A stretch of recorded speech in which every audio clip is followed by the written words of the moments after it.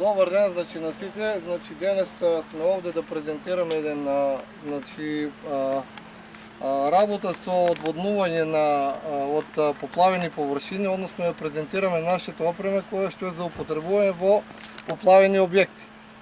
Денес сме моментално присутни 7 пожарникари, меѓутоа ние моментално во Делчево располагаме со 15 пожарникари сме вработени во територијална противпожарна единица од Делчево и располагаме со одреден вид на опрема која што е во зависност од условите и употребуваме за шумски пожари, односно за пожари на отворен простор, пожари на објекти, исто така и учествуваме во одредени технички интервенции.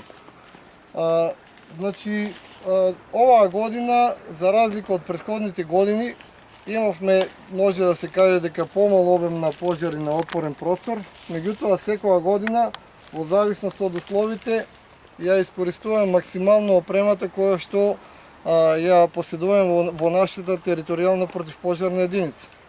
Иначе на нашата територија имаме околу 27.000 метри квадратни кои што ги секоја година покриваме исто така со шумското стопанство и нашата противпожарна единица за доколку има потреба од интервенција на шумски пожари. Нашата противпожарна единица континуирано се надградува од страна на општина Делчево, меѓутоа секоја година се справуваме со предизвиците кои што се засегнати, како што знаеме, во опременоста на нашата противпожарна единица. Во претходните години се набавија неколку возила, од кое што е едно ново противпожарно возило Форд. Исто така, преку градоначалникот на општина Делчево беа донесени и одредени возила од Република Словенија, кои што беа донирани на нашата противпожарна единица и одредена опрема, така што сега подигната ефикасноста и во работата на нашата противпожарна единица и можеме да кажеме дека во согласно со критериумите секој пат брзо и максимално се заложуваме за гасење и интервенција на сите потребни објекти или други отворени пожари на отворени простори. Овде се колегите кои што ние секојдневно работиме 24 часа во нашата противпожарна единица, односно работиме на смена по 12 часа и нашата територија на општина Делчево е покриена, односно 24/7, така што доколку има потреба ние интервенираме и во другите општини. До сега може да се каже дека оваа година имаме интервенција на одредени објекти, запалени куќи, возила, исто така учествуваме и во сообраќајни незгоди. Доколку има потреба од интервенција во сообраќајни незгоди, имаме опрема за извлекување на повредена сообраќајна незгода, каде што интервенираме со нашата опрема. Само момент. Да ве питам, кога има пожар, знаете ли на кој број треба да се јавите? 193. Од скоро, пред година време, уведен број 112. После некој време ќе се исклучи 193, 112. На нас многу е битно кога има пожар. Што може побрже да се јавите, ако уочите и точна локација. Ние кога примаме дојава во пожарното, кога примаме дојава, питаме кој се јавува, зависи ако објект гори, дека гори, улица точно и што гори, што е зафатено, за да може побрже да интервенираме. Исто на, што кажа Јонче на колегата на отворен простор. Додека е помалечок пожарот, помалку е зафанал, од шумата. Ако се дојави побрже, ние побрже ќе интервенираме и побрже ќе го гаснеме пожарот. И за това и од вас, вие веќе не сте маленки, може да се прими дојава, али да е соодветно и да е навремена. Ќе ја покажеме опремата, располагаме со 7 противпожарни возила и едно теренско возило Лада Нива. Тие 7 противпожарни возила, Форд е најнов, он е 2 години стар. А други возила са Сканијата, това го викаме навално возило. Затова служи во урбани средини.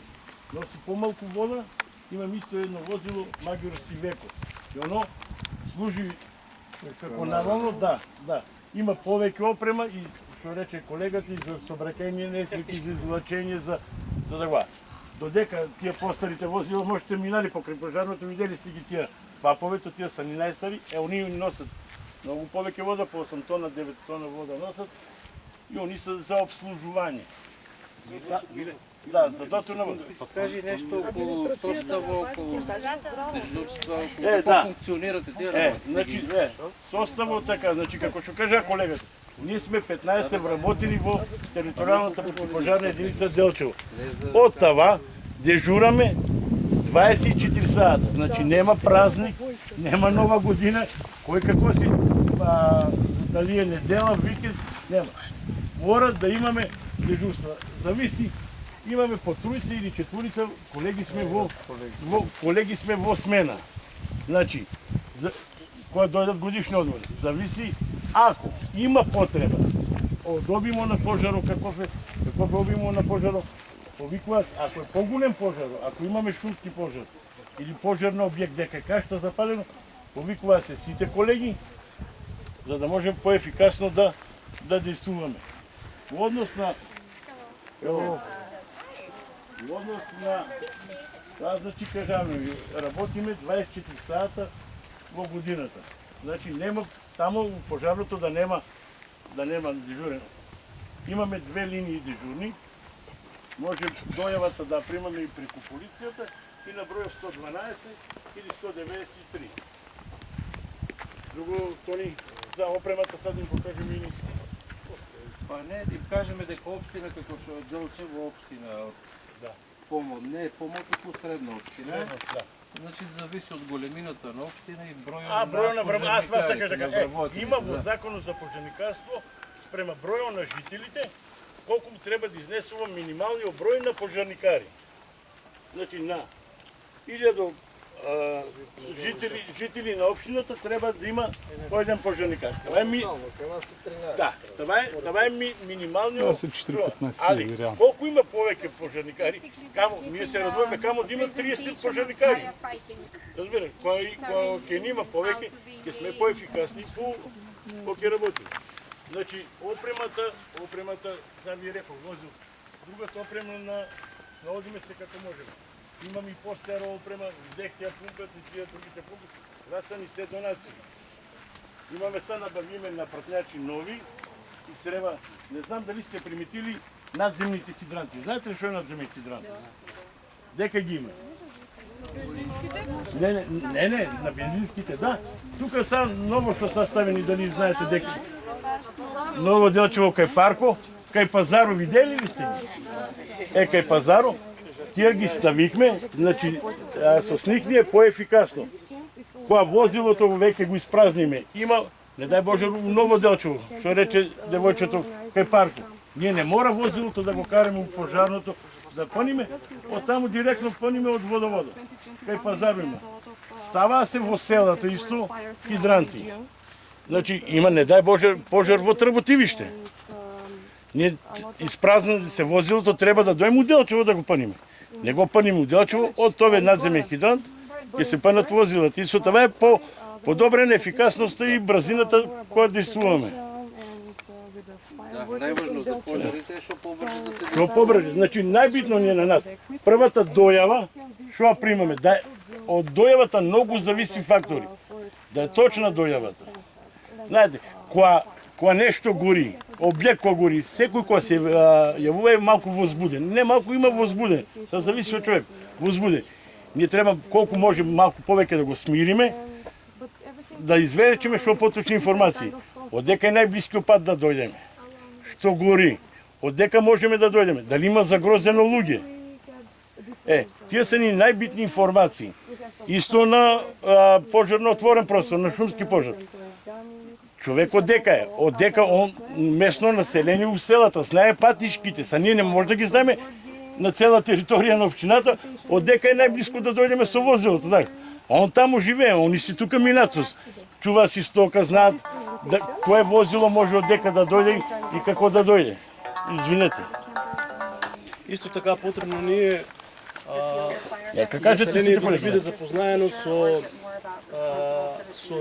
паркирање и возење по улиците. На нас не е потребно кога добиеме дојава, може да биде вечерно време, да биде темно, да вракаме, да брзаме, треба да ни се слободни улиците, учесниците сообраќајаат да не пуштуваат, да ни даваат предимство, за да можеме побрзо да стигнеме. Оти секоја минута на нас е, односно на потребата кај населението е значајна. Така да малку треба да сообраќај, да. Сообраќајната култура, односно предност во сообраќајот. Предност на новиот број што ви кажа 112. 112, знаете ли што? Не е само единствен број на кој може да повикате пожарно, брза помош и полиција. Туку предноста на тој број што автоматски службите што го примаат повико велоцираат дека викат број. Значи знаат. Така да во иднина треба против пожарните единици, ние како општини, ние како граѓани, како граѓански организации да поработиме, да ги опремиме софтверски, кои ќе го примаат повикот директно против пожарните единици, да знаат точно дека е локацијата, пошто кажави и претходно дека таму дека има пожари, тие што се ова се возбудени, не знаат да објаснат точно, не знаат да кажат, а сето тоа е губење на време. Во европските земји дека функционира бројот 112, се користи по секој број, не само за број. Пример ќе ви кажа, јас пред неколку години бев во Брисел, во еден ресторант на ручок и на една гостинка во ресторантот и се слуши. Јавиме се на 112, први дојдеа пожарникарите за една минута и дадоа прва помош и однесоа до најблиската амбуланта. Значи поентата е да дојде било кој од тие три служби што ги спомнаваме најбрже за да реагира, бидејќи во сите тие елементарни непогоди, да му се слоши на некои пожари, поплави, не дај Боже земјотреси сообраќајки, времето е најскапо цена од се. Видете се, 112 е број што оди во Штип, во кол центар во Штип. Центар за управување. За управување со кризи. И они ве поврзуваат таму. Ние сакаме, са оште, тони што рече, оште не е усовршено кај нас. Ние, оти, кај нас се дешава 112. Они не знаат дека е басарица, дека е това. И кажат това, ние тражиме, ти се јавуваш. Да не споат со тебе. Оти да не споат со тебе. Оти ти познаеш точно информации каде што како, разбираш. И тоа е интегрирано. Кога се јавиш на 112, ти им кажеш имаш потреба од полиција, од пожарно. Кај нас оште това не сме една додека што рече тони на западо. Во пожарните има обучено и болнички лица. Што може првата помош да дадат, да полицијата си, но каков проблем имаш тога и се јавиш, се јавиш и кажеш, полиција брза помош пожар. Знаете, вие по телевизија дека на најголем дел па може да им дадеме, ќе им од децата ли? Не, од мисля не треба нешто. Што ќе правите? Имаме 4 вежби. Ќе пуштиме... There will be 4 exercises. Да, ќе пуштиме, имаме пумпи, две, ќе ги видите на српење на вода од природни, изоставаме во случајна поплави. In case there are floods. Не, тоа не е во физичко. Да, това ќе го работиме.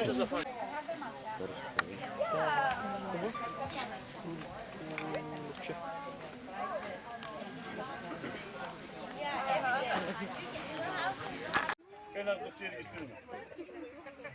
Оно има со доста опрема. Сега видете, това са возилото црева, што за ни донација. Знаете колку са по-различни тие црева од тие црева. Това е само Англија се употребува тоа е стандард. Таквија црева. Оти се секој пат по-различни. Това не е нормално. Да. Значи, това са цревата, што ги има тука за за да можеме да гасиме пожари. Има различни опреди. Тия са по-дълги. Да, по-дълги. Са английските мъжките 15. Да, това знаете, джагите ги користиме, например, на обект, дека треба да се пресече нещо, да влеземе на кровни конструкции или на друго, тая джага користиме. Додека тая джага, моторна пила е за друга намена, за сечение на метал. На метални кровови, лимови. И други.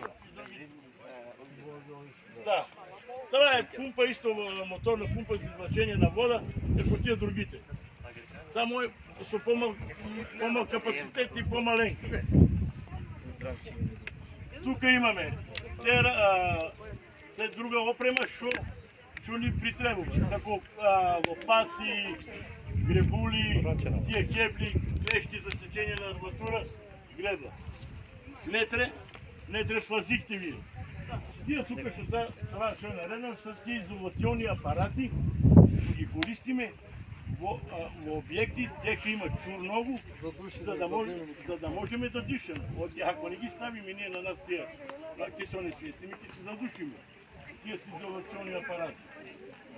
После ќе видите, маските нема да ги ставим, како се користат изолационните апарати. Пример, ќе вземе како зачурен објект е тамо, извлачиме лице од внетре. Тука е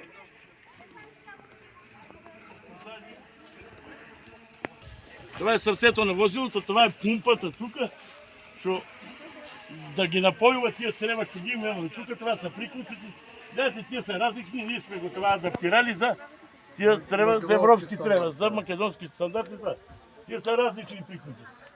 От тука се напојува цревата со вода, пумпата влече од возилото, од внетре од резервару и работи Исто се. може да повлекува вода и од бунари. Исто може, да, това е исто, има намена да. Да, палиме от тука цистерната на хидранчето, да даде пане. Това го има всекое возило. Това го викаме тука битло, што е по-тенко, по-малко вода, али има по-голема длъжина. Там по-далеко е пожаро и ние го користим. Тук имаме различен алат.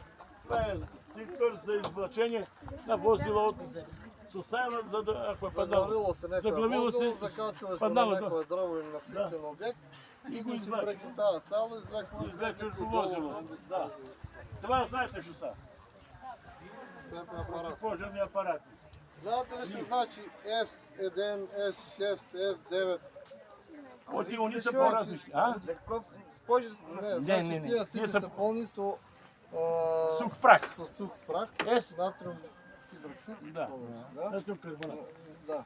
И значи коя е величината на Ако е 6 е 6 кг, Да. ако е S9, кажете 6 кг. А уколите трябва да има, знаете, тия С1, маленьките. У всяко Това значи возило. дека е 1 кг. Патничките возила. По правило. Тия се менят по правило на всеки... Они се сервисира на 6 месеца. Да, трябва тогава, видите, има си това, кога е сервисиран апаратът. Али кога се изпразни, отнесе се в специален сервис и се напълнят снегни на боца и сух прах и се стави и се сменят. Тук е там малко по-специфична опрема и користи за съображение не се. Това са клещи, видите, два различни види на клещи. Ако е стескано возилото, има заглавени луѓе, трябва да се пресече врата, кров, за да можем да ги извлечеме от возилото, користиме ги тия. Тия клещи, исто това е за разпинание, това е за стабилизиране на возилото. Имаме рефлектори вече на време. Значи возилото мора да се стабилизира, от и ние ка работиме, тук има голем притиск, да не мръда лево-десно. Значи, първо се стабилизира возилото. Това е генератор за правене на Това струя. струя да го повече, за да не користиме на рефлектори. Значи, колегата не ви кажа, това е возило иначе донация от операция Флория. Оскари кажа. Значи, за това е десната страна волан. Това е борец. Тая даска, ќе видите, исто е за евакуация на лице също време. Да му кажем първо, ако за врато, за това, за да може да го имобилизираме.